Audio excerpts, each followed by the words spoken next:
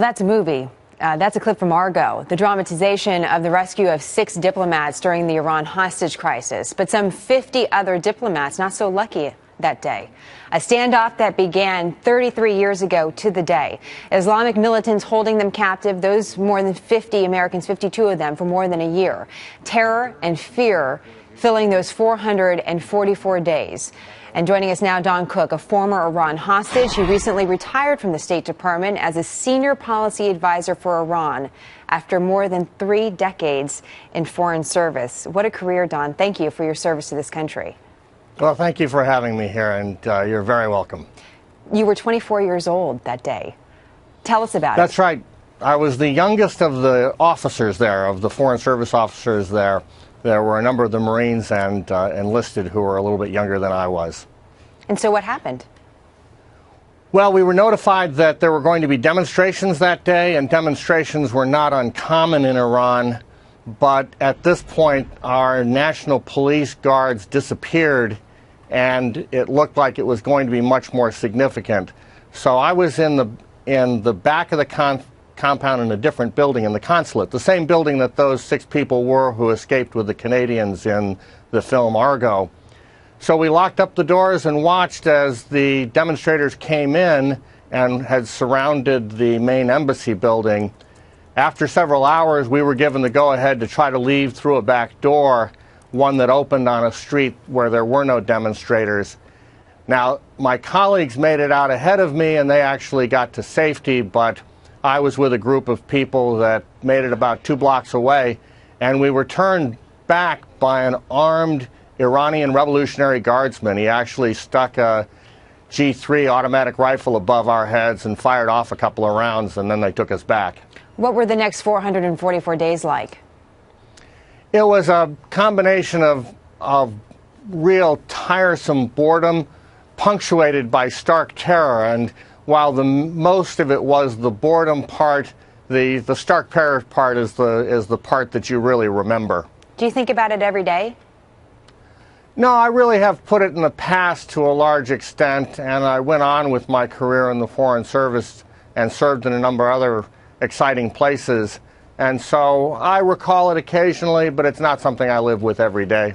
You know, I was looking at some video out of Iran on Friday. There were some big demonstrations in the streets again, burning of the American flag in celebration of this event on behalf of the country there, celebrating the fact that this happened.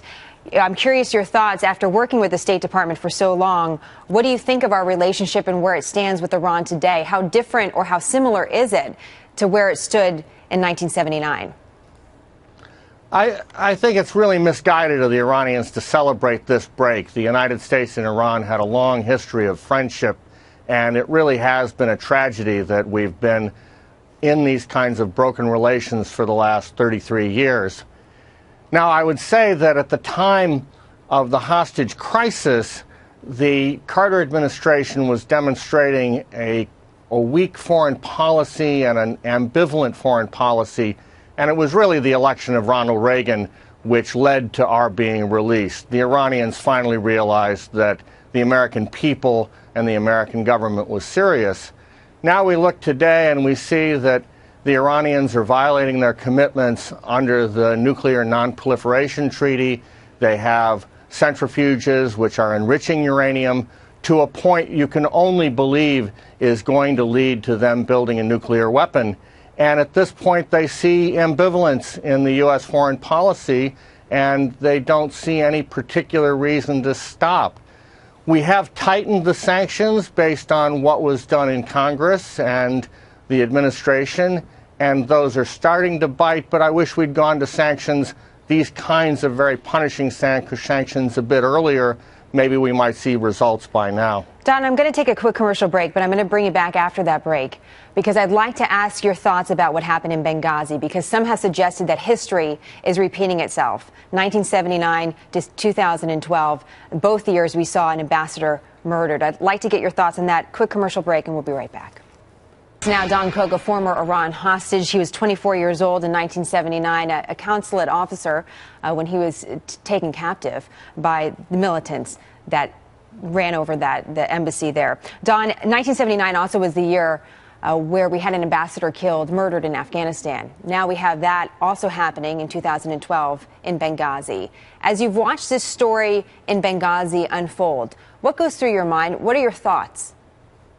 It was really very disappointing because one of the first things that I heard was that the security in Benghazi was limited because of considerations for foreign policy. We didn't want it to seem like an armed camp. We wanted to regularize our relationship. And these were the same sorts of things that I heard in Tehran when we were talking about why our security profile was so low key there. And the reality is that we should have learned the lesson. In most cases we have. In 99% of our missions overseas, security is provided by the host government, and they provide good and solid, adequate security.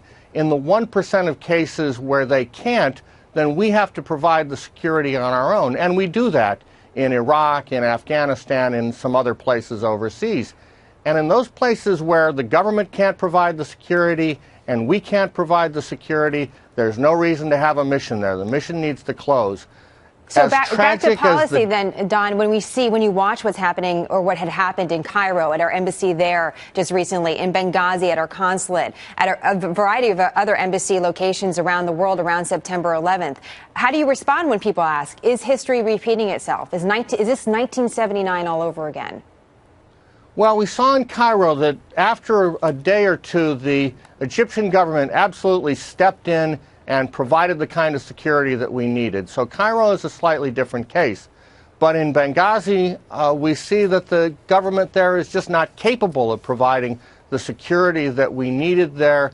And so you have a tragedy which was, in some senses, avoidable, but also goes beyond the deaths of these 4 very brave Americans.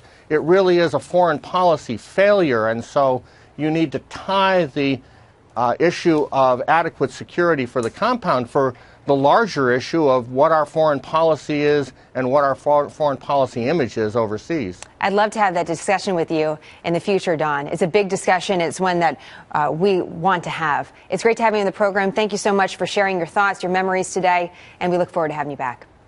Thank you for having me.